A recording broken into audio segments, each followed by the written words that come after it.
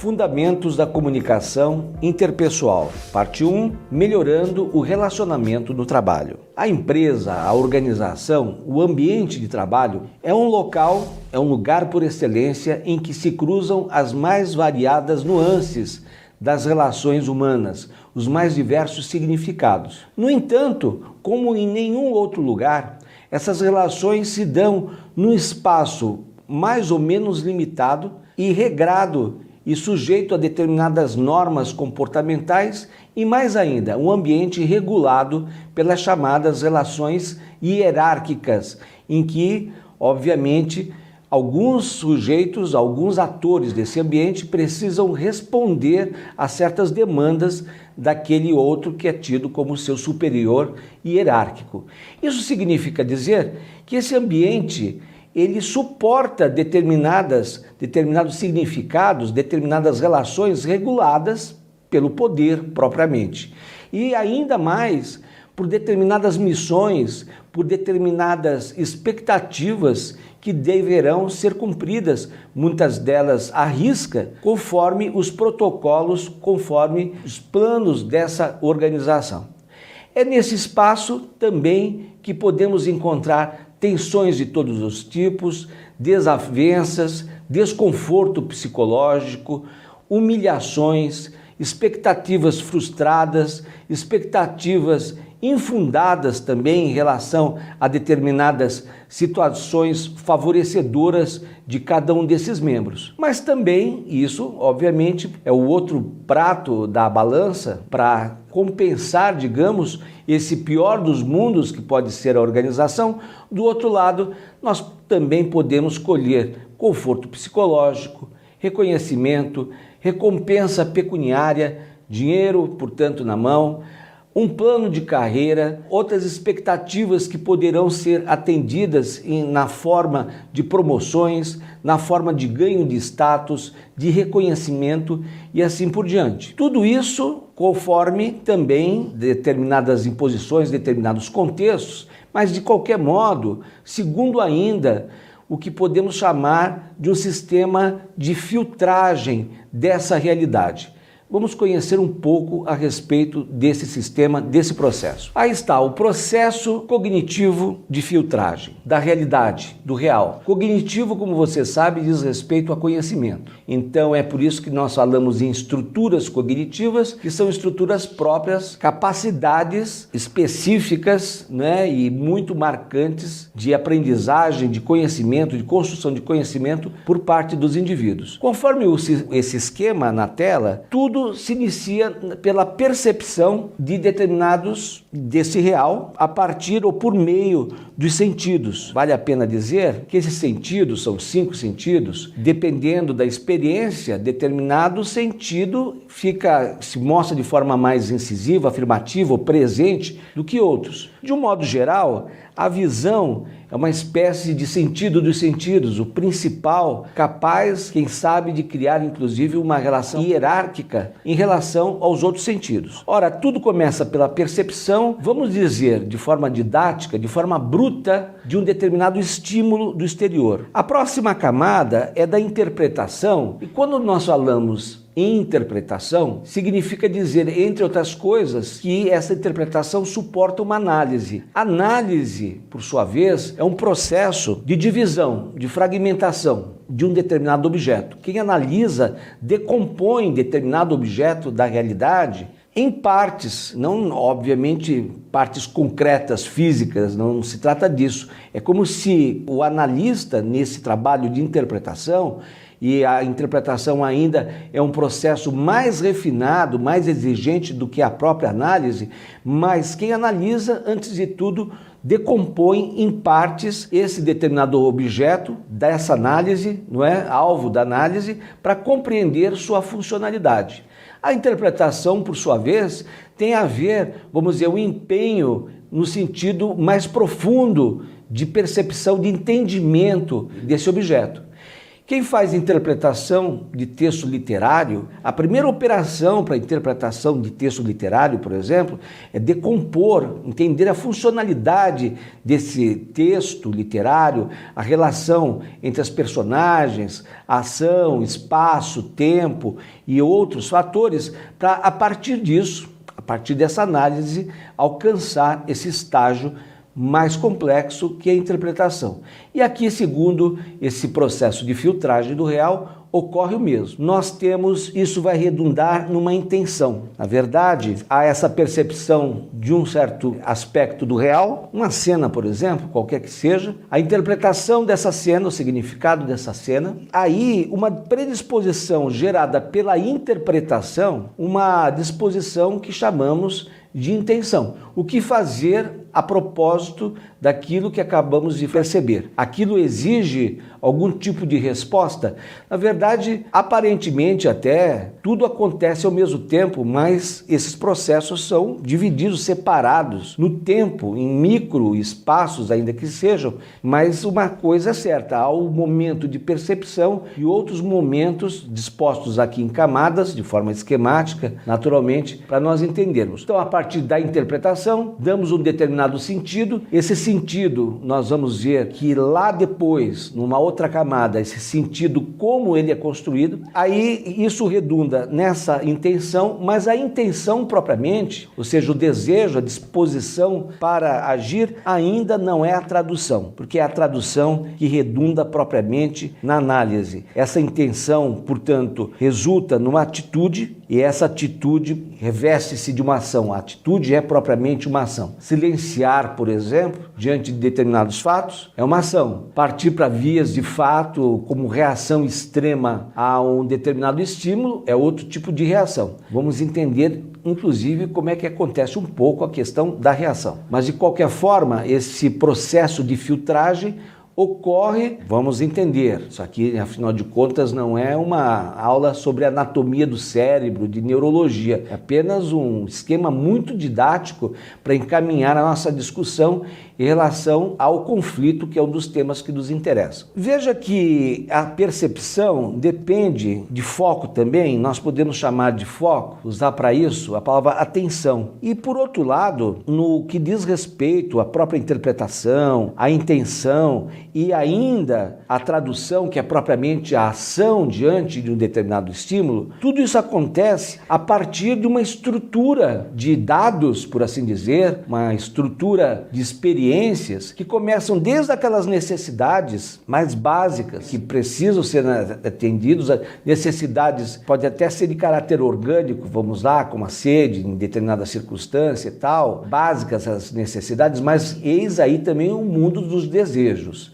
E já que falamos no mundo dos desejos, nós vamos pensar nas memórias como que, portanto, a nossa pessoa, a nossa identidade propriamente, a nossa imagem, como nos pensamos, esse grupo de fatores que acabam, esses fatores desenhando o que chamamos de personalidade, a personalidade aqui percebida como uma amálgama desses padrões. Então, tudo isso está aqui mais ou menos pontuado na forma dessas necessidades, das nossas memórias, o significado das memórias. A memória, no certo sentido, somos nós mesmos, é a nossa memória que nos atualiza sempre. Quando perdemos a memória, deixamos, no certo sentido, de sermos nós mesmos. Então a memória é um atualizador e, mais ainda, esse repertório, esse grande manancial que é a memória, ele nos conduz a essa atualização, como refiro, mas nos possibilita dar outro significado,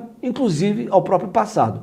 É a partir dessa nossa capacidade de ressignificação do passado que encontramos sentidos eventualmente para viver no presente e nos projetar no futuro. Eis aí esse mar caudaloso que é a memória. As nossas memórias afetivas, por exemplo, as nossas memórias do trabalho, aquelas memórias geradas pela experiência em família e em outros ambientes. Tudo isso aqui, vamos dizer que tudo isso possa constituir esse modelo mental. Ou seja, tudo isso junto é uma grande bricolagem, para usar uma expressão lá das artes plásticas, né? que, por sua vez, compõem, configuram esses mapas mentais, modelos ou mapas mentais. Ou seja, provavelmente, se essa teoria estiver certa, nós encaramos e filtramos a realidade a partir, naturalmente, desse conjunto de valores, de experiências que constitui o nosso ser.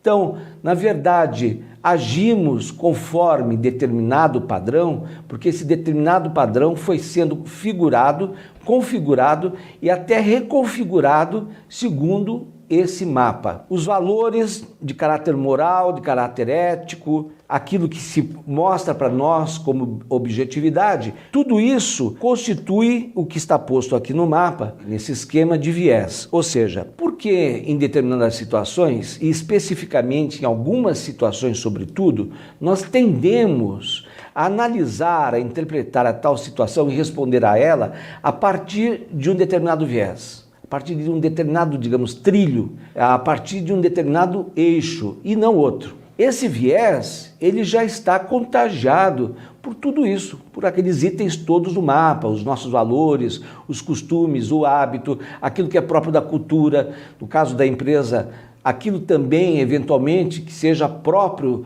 da cultura organizacional, mas é claro que todo mundo chega a uma empresa com um repertório de experiências.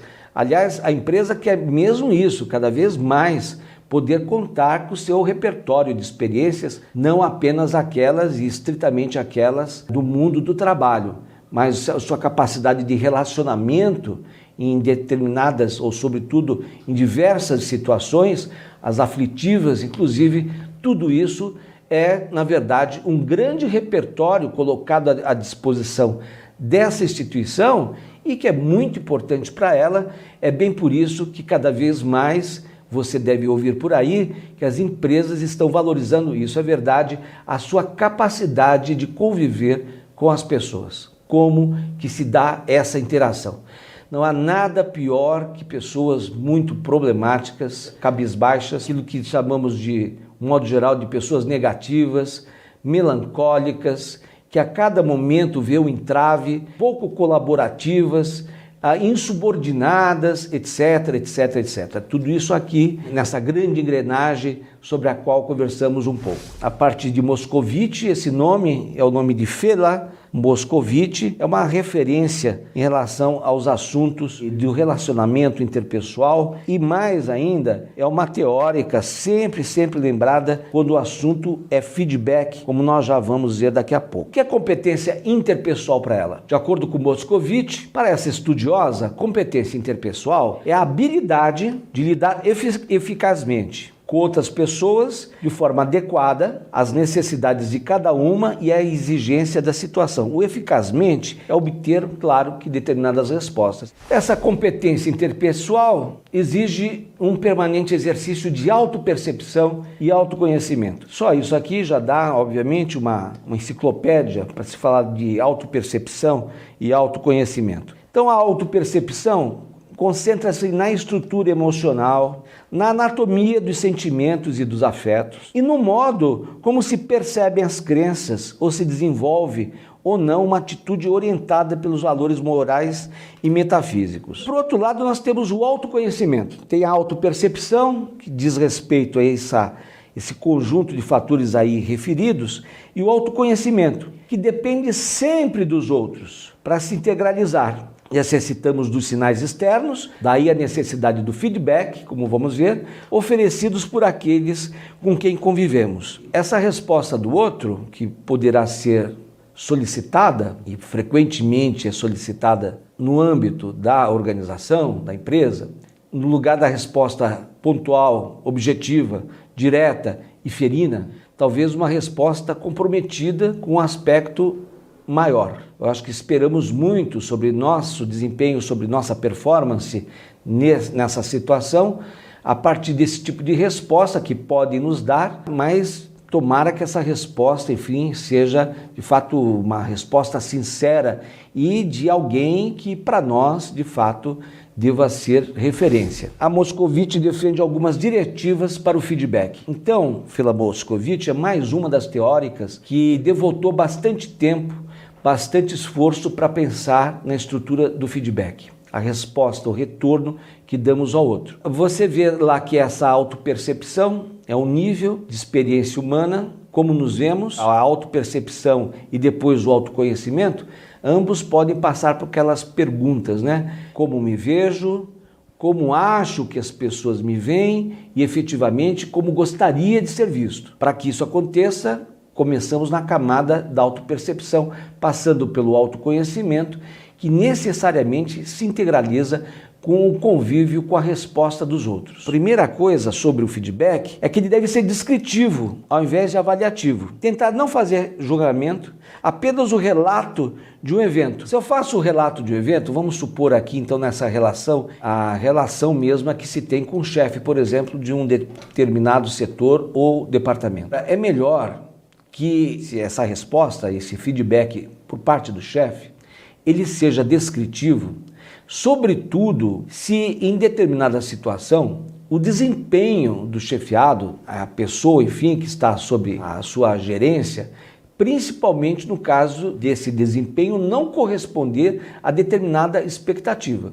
Então se faz o retorno, a resposta, pelo menos neste nível, sem julgamento de qualquer espécie, apenas descritivo em relação a determinado resultado. Específico ao invés de geral. Para explicar o significado, quando se diz a alguém que ele é dominador, olha aí a palavra valise. Ah, era isso que eu queria procurar. A palavra valise, como objetividade, transparência, pragmático, prático. Eu sou muito sincero. Puxa vida, o senhor e a senhora sinceros, que na verdade acabam cometendo sincerocídio. Em favor de uma suposta sinceridade, essas pessoas se valem de várias oportunidades para ferir o outro. Então, é uma espécie de maquete verbal. Aqui está, é o que eu penso sobre você. O resultado é isso, você é horrível. Então, essas palavras, como essa agora lembrada aqui, dominador, preciso saber qual a latitude e a longitude, o significado do dominador. Quando se diz alguém que ele é dominador, isso tem menos significado do que indicar o comportamento do interlocutor numa determinada ocasião. Aqui, né, entre aspas, a situação propriamente. Nessa reunião, você não ouviu a opinião dos demais e fomos forçados a aceitar sua decisão para não receber suas críticas exaltadas. Do que vale dizer que alguém é dominador se talvez o outro não saiba exatamente o que é dominador, não se aceita, não quer ser visto como dominador, mais ainda ser dominador no âmbito da empresa, dependendo da empresa, é algo extremamente passível de crítica, porque se quer ouvir a opinião dos outros, né? E aí, de repente, é melhor sempre, portanto, não apenas passar para generalidades, mas ser específico a ponto de dizer aqui o que é domínio, o que é dominação. Compatível com as necessidades de ambos, as pessoas em interação, comunicador e receptor. Pode ser altamente destrutivo quando satisfaz somente as necessidades, como as necessidades do comunicador, sem levar em conta as necessidades do receptor. A desarmonia, a descompensação entre as partes pode ser, essa descompensação ruinosa, sem dúvida, extremamente prejudicial, quer dizer, na verdade não é compatível. Criou-se uma expectativa, por exemplo, quer ver o que dá muita briga em empresa? Cumprimento de meta. A meta extemporânea, a meta fora de contexto, a meta exagerada, que todo mundo sabia no começo do período que era impossível cumprir. E, no entanto, como ela não foi cumprida, aliás, já se previa isso, ao invés de se contextualizar uma meta desproporcional a certas possibilidades da equipe, faz uma cobrança, se dá um tipo de resposta que não é compatível para os dois, principalmente levando em conta aquele contexto específico de uma meta que seria irrealizável de qualquer forma, já se sabia disso. Com as necessidades de ambos, vamos dizer sempre isso, com a necessidade de ambos os lados. É melhor que o feedback seja dirigido para comportamentos que o receptor possa modificar. Em caso contrário, a frustração somente aumentará, pois esse acabará reconhecendo falhas em relação àquilo que não está sob seu controle. Então, é possível modificar? Por exemplo, 2 funcionários que falavam alto demais o tempo todo. sem levar em conta o tamanho do ambiente, o número de pessoas naquele ambiente, a tensão permanente naquele ambiente. Crise, claro, sem dúvida, fatalmente. É preciso conversar com essas pessoas e ver se é de fato realizável essa experiência de se regular o volume de voz e tornar esse volume uma espécie e é de fato uma calibragem, uma adequação às situações específicas. Então é possível, eis aqui uma situação, pode parecer insignificante, mas fique ao lado de uma criatura que fala alto durante 8 horas por dia, a 1 palmo de distância da sua cadeira. Não dá, né? Oportuno. Logo após o comportamento em questão. Claro, por quê? Porque senão você perde a memória, o contexto, perde os detalhes. Então tem que ser oportuno, leve em conta exatamente o momento do comportamento eventualmente reprovável, que se quer superar, melhorar, etc, etc, tem que ser oportuno, ou seja, contextualizado. É melhor que seja solicitado ao invés de imposto. Esse feedback, aí vamos ver que nem sempre isso pode acontecer, considerando a personalidade de determinados agentes, determinados funcionários, não é? Que nunca pedem, na verdade, feedback. Será mais útil quando o receptor tiver formulado perguntas que os que o observam possam responder. Responder uma pergunta técnica é um feedback, mas não é exatamente no sentido que estamos tratando aqui. O tipo de resposta, sem dúvida. Perguntar, fazer pergunta. Agora, responder a mesma pergunta pela enésima vez, ganha-se ali em escala, em sentido, que passa a interessar, passa a ser discussão. Porque parece que determinados colaboradores são incapazes de guardar na memória certos procedimentos. Porque esses procedimentos parecem que não afetam no sentido positivo da palavra esse comportamento no interior da empresa. E porque, afinal de contas, já que estamos ali, naquele caso, nos referindo ao processo, por que o tal funcionário não toma nota de determinadas etapas de uma tarefa, para que ele não precise a todo momento reforçar, pedir feedback em relação a algo realizado conforme uma métrica que já estava, inclusive, ali estabelecida.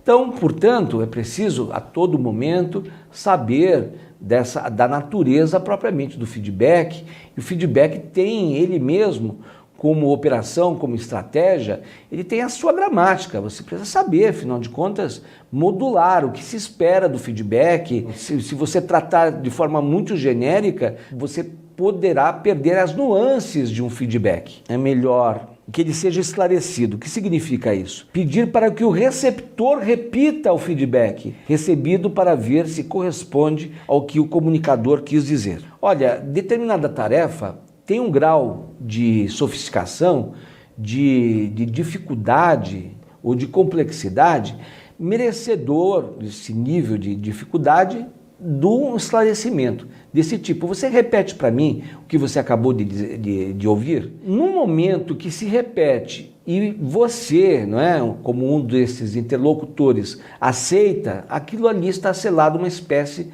de contrato. O outro lado entendeu exatamente o que se quer. Quero agradecer a sua atenção.